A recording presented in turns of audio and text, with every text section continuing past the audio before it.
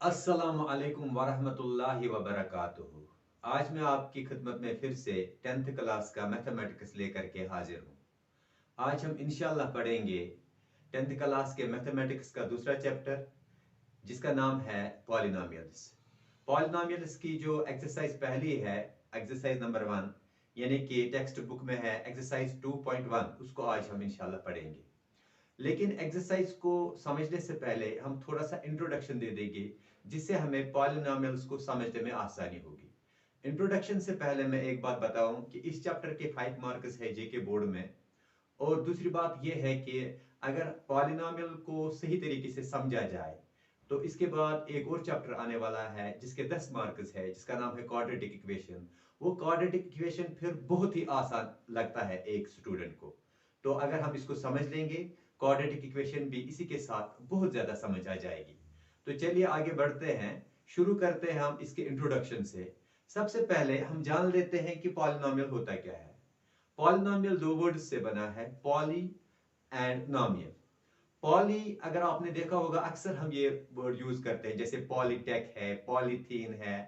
तो इसी तरह से यहां पर पॉलिनोमियल भी है। तो पॉली का मतलब होता है मैनी, नोमियल का मतलब होता है टर्म्स। तो अगर हम कहें तो पॉलिनोमियल का मतलब हुआ मैनी टर्म्स। मैं इसको बोर्ड पर लिख देता हूं।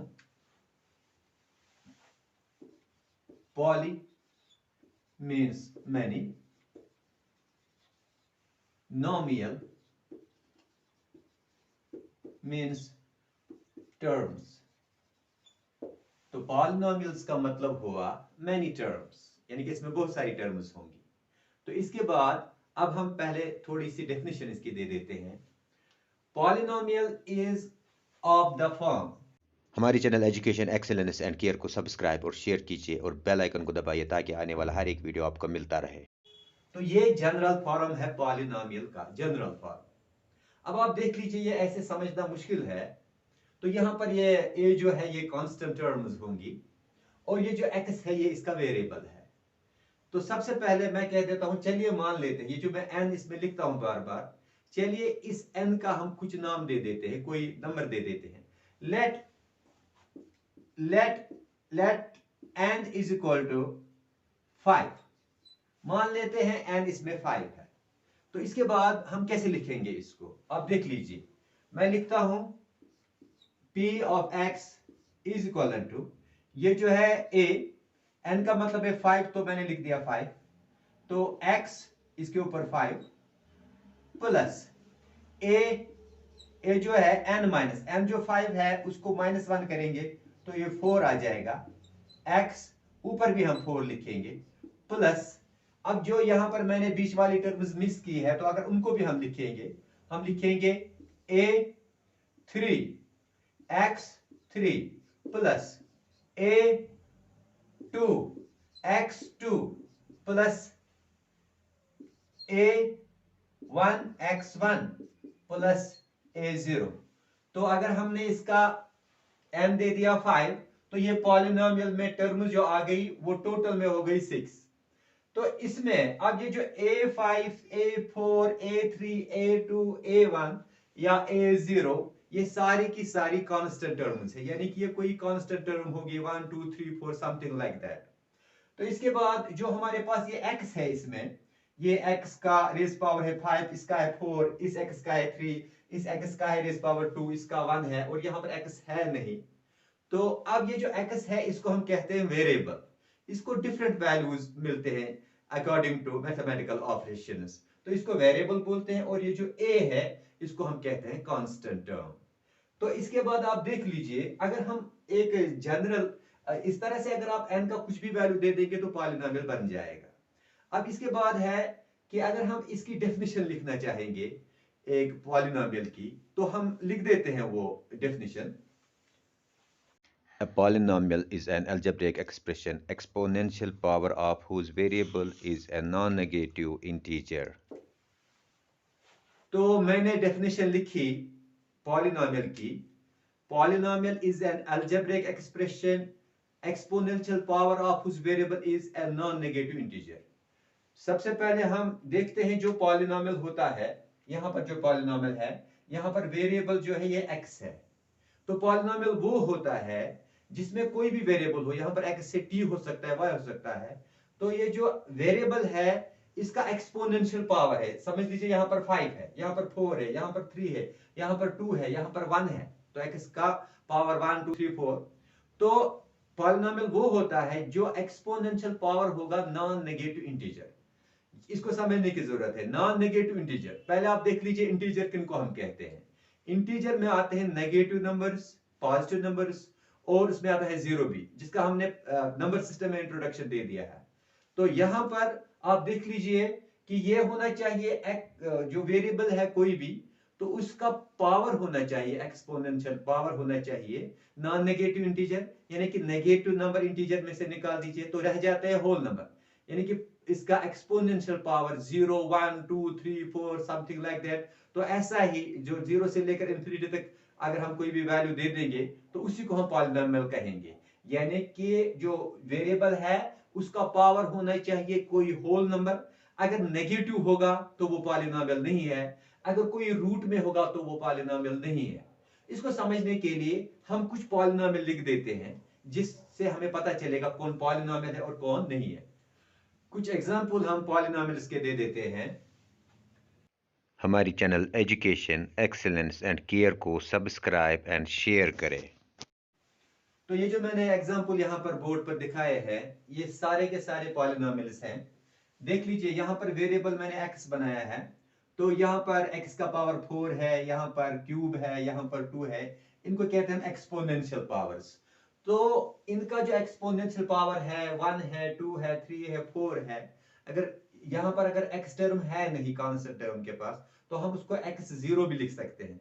तो यहाँ पर होल नंबर है इनका पावर, एक्सपोनेंशियल पावर, इस एतबार से ये पॉलिनोमियल है सब। तो ये भी देख लीजिए, इसका है 1, इसका है 2, इसका है 3, इसका x है नहीं यहाँ पर तो इसका है 0।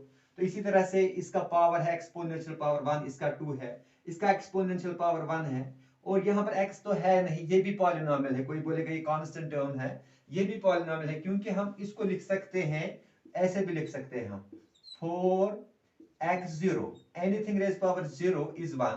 तो जब 1 से इसको 4 से मल्टीप्लाई, 4 को कल मल्टीप्लाई करेंगे तो ये वापस 4 आ जाएगा, लेकिन यहाँ पर x0 लिख सकते हैं, तो ये भी पॉलिनोमियल है, इसके ऊपर हम 0 लिख सकते हैं।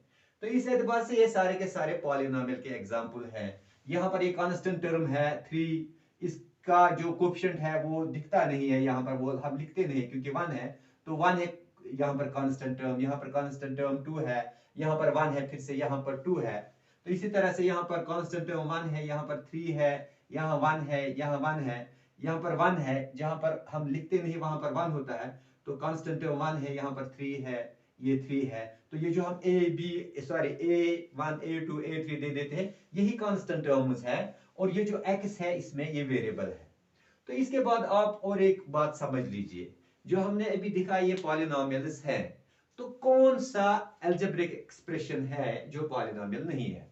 तो मैं 2-3 एग्जांपल उसके भी दे देता हूं। आप देख लीजिए यहां पर मैं लिखता हूं, सपोज 3√x + 2, ये पॉलिनोमियल नहीं है, क्योंकि जो ये x है इसको हम ऐसे भी लिख सकते हैं, हम लिख सकते हैं 3x 1/2 + 2। तो हमने पहले ही डेफिनेशन में कहा है जो वेरिएबल है उसका पावर होना चाहिए कोई whole number, non negative integer. ये नॉन नेगेटिव इंटीजर नहीं है, ये फ्रैक्शन है, तो ये पॉलिनोमियल नहीं है, तो ये पॉलिनोमियल नहीं है। इसी तरह से अगर और हम लिखेंगे, सपोज 5x (-2 + 3), तो ये भी पॉलिनोमियल नहीं है, क्योंकि इसका जो पावर है वो नेगेटिव है। हमने कहा नॉन नेगेटिव इंटीजर नहीं होता है पॉलिनोमियल, तो ये भी पॉलिनोमियल नहीं है। इसी तरह से हम बहुत सारे लिख सकते हैं, जैसे 4x² + 3x 2/3। तो हमने इसका पावर इस x का रखा है 2/3, तो इस एतबार से ये भी पॉलिनोमियल नहीं है। These are not polynomials. These are not polynomials. तो ये पॉलिनोमियल्स है नहीं। अब इसके बाद हम पॉलिनोमियल्स की थोड़ी सी क्लासिफिकेशन करेंगे। पॉलिनोमियल्स के क्लासिफिकेशन में हमें on the basis of number of terms हम क्लासिफाई करते हैं, on the basis of degree of polynomial हम क्लासिफाई करते हैं। सबसे पहले मैं कह देता हूं कि पॉलिनोमियल में एक टर्म हो सकती है, दो टर्म्स हो सकती है, तीन टर्म्स हो सकती है, 4 5 6 7 8 टर्म्स हो सकती है। तो इसी बुनियाद पर हम कुछ बेसिक पॉलिनोमियल को कैटेगराइज करते हैं। On the basis of number of terms a polynomial have, we have different types of polynomials.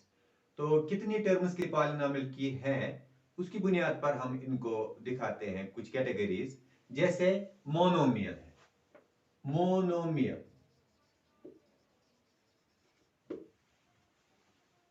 Monomial it has only one term, तो जिसमें एक ही टर्म हो उसको हम मोनोमियल कहते हैं। जैसे 3x स्क्वायर, ये एक है, एक एग्जांपल है। दूसरा है 4x क्यूब, और एक एग्जांपल है, थर्ड एग्जांपल मैं देता हूं, वो है 5। तो इसकी भी एक ही टर्म है, एक ही टर्म है, एक ही टर्म है, इसको हम कहेंगे मोनोमियल। इसके बाद है binomial, binomial it has only two terms। तो बाइनोमियल वो पॉलिनोमियल है जिसकी सिर्फ टू टर्म्स होंगी। जैसे मैं कुछ एग्जांपल दे देता हूं।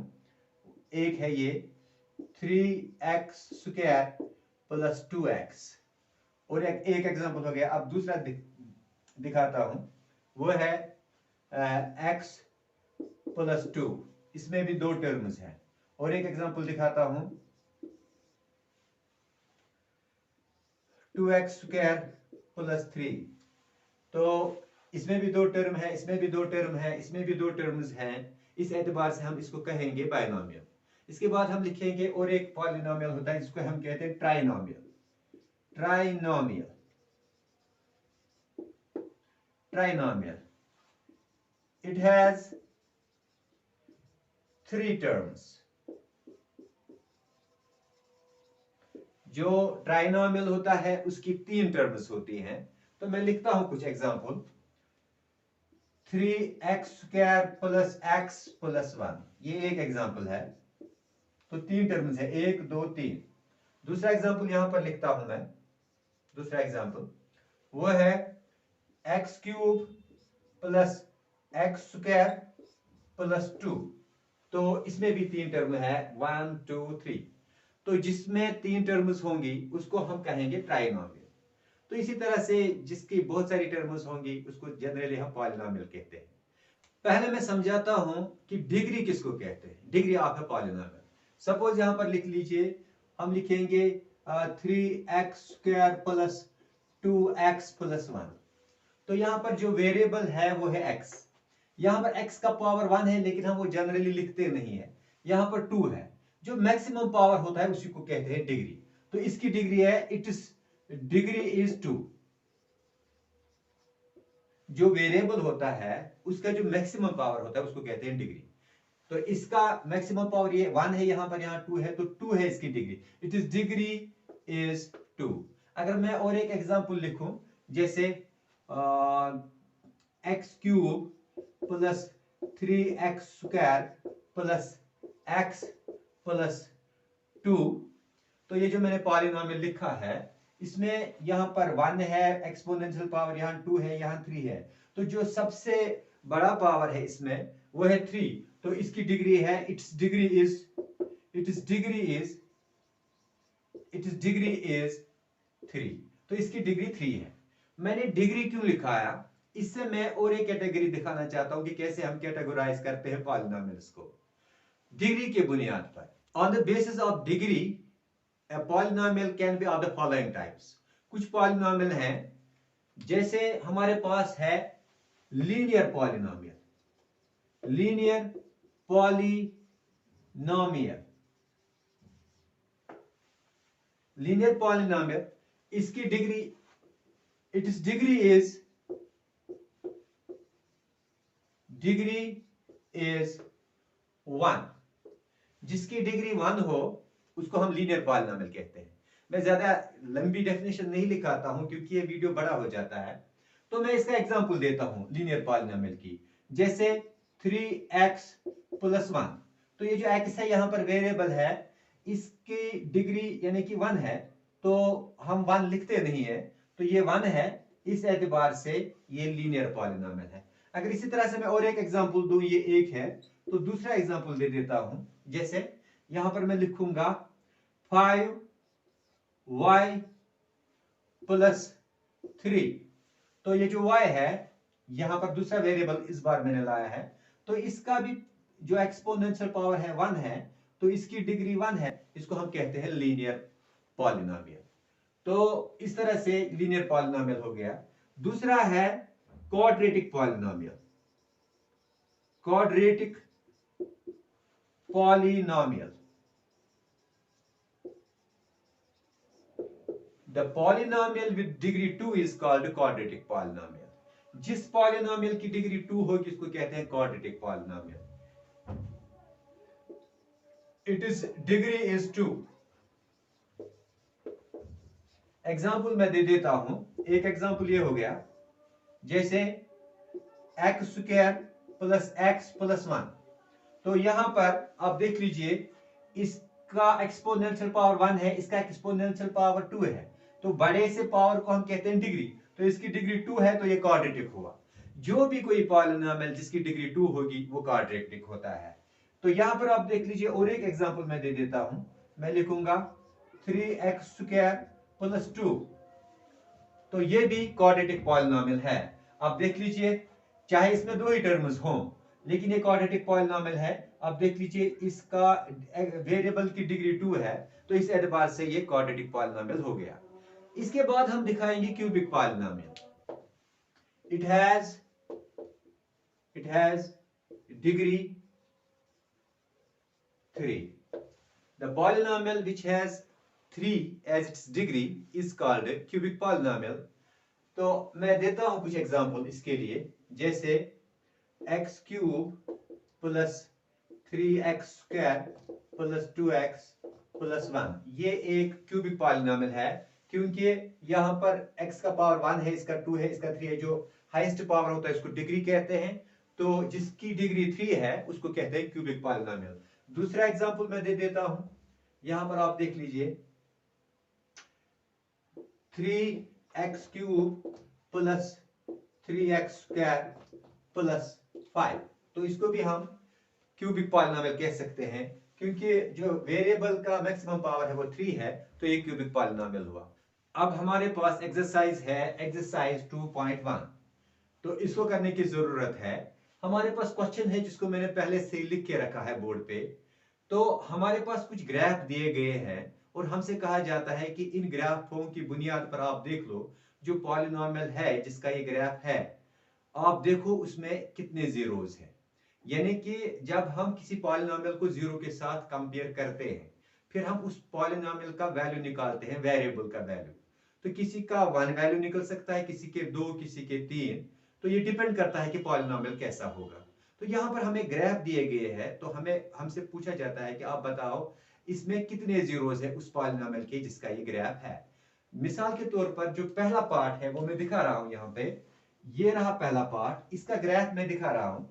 ये देख लीजिए आप, ये एक्स एक्सिस है और ये वाई एक्सिस है, जो कार्टेशियन कोऑर्डिनेट प्लेन में आपने देखा होगा इससे पहले वाले क्लास में। तो ये एक्स एक्सिस है, ये वाई एक्सिस है।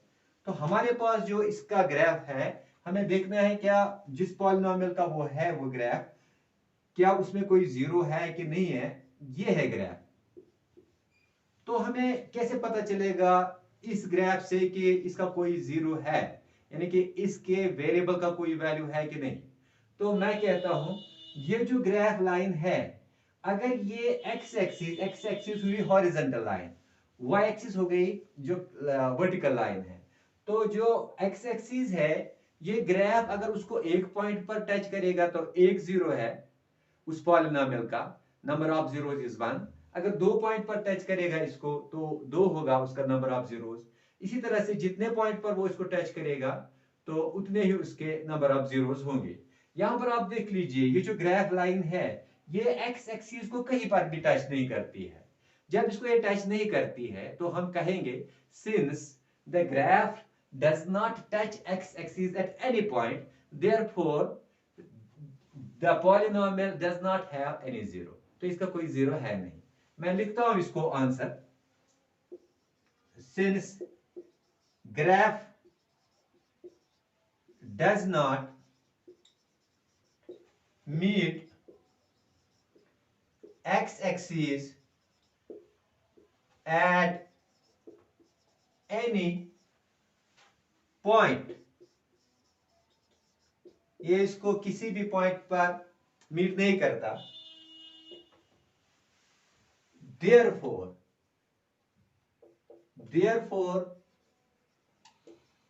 लिख देते हैं, number of zeros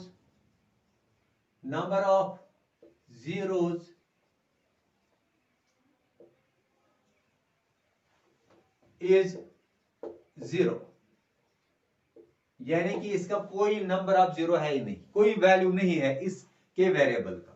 अब देख लीजिए हमारे पास और एक है ग्राफ, वो ऐसे है।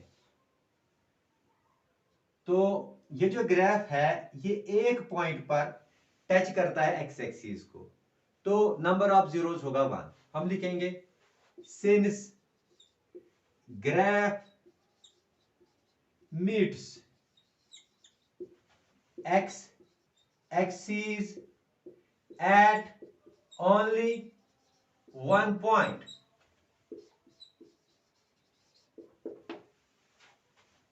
therefore number of zeros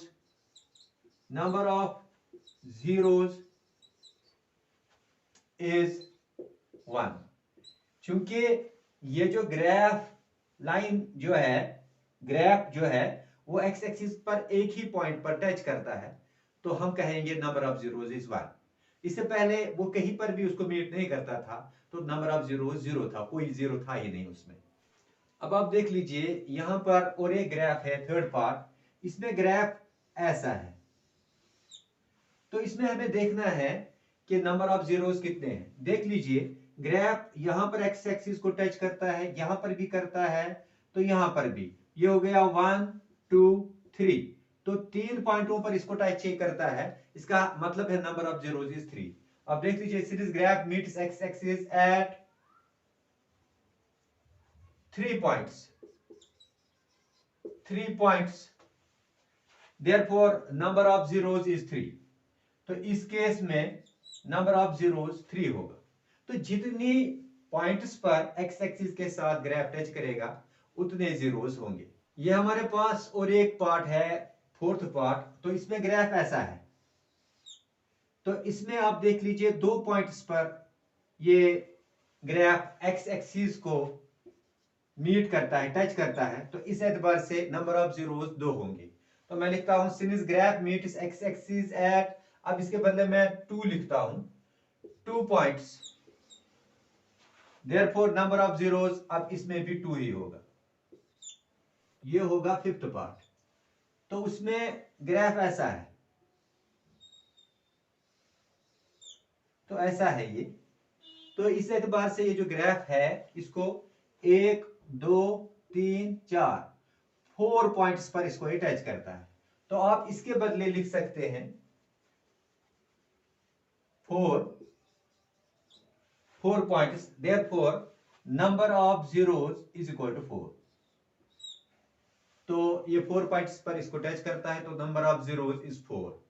अब सिक्स्थ पार्ट और लास्ट पार्ट है इस एक्सरसाइज का, वो देख लीजिए आप। उसमें ग्राफ ऐसा है, पहले ये एक्स एक्सिस, ये वाई एक्सिस है, तो ग्राफ भी मैं दिखा रहा हूं। आप देख लीजिए ग्राफ ऐसा है। तो इस एतबार से आप देख लीजिए ग्राफ कितनी जगह पर एक्स एक्सिस को मीट करता है, टच करता है। ये हो गया एक पॉइंट, ये हो गया दूसरा पॉइंट, और ये हो गया तीसरा पॉइंट। तो हम लिखेंगे इस 4 के बदले, जो इससे पहला वाला पार्ट था, हम लिखेंगे 3 points, therefore number of zeros is 3। तो इस तरह से हमने आज ये एक्सरसाइज कंप्लीट कर दी, क्योंकि ये कुछ ज्यादा मुश्किल नहीं था। ये पहला ग्राफ में आपको सिर्फ देखना था ग्राफ कितनी जगह पर एक्स एक्सिस को टच करता है, तो जितनी जगह पर वो उसको मीट करता है उतने उस पॉलिनोमियल के जीरोस होंगे। तो वो हमने आज देख लिया। इसके बाद इंशाल्लाह नेक्स्ट एक्सरसाइज करेंगे, उसमें कुछ और अच्छा सीखने को हमें मिलेगा। बाकी वसलाम।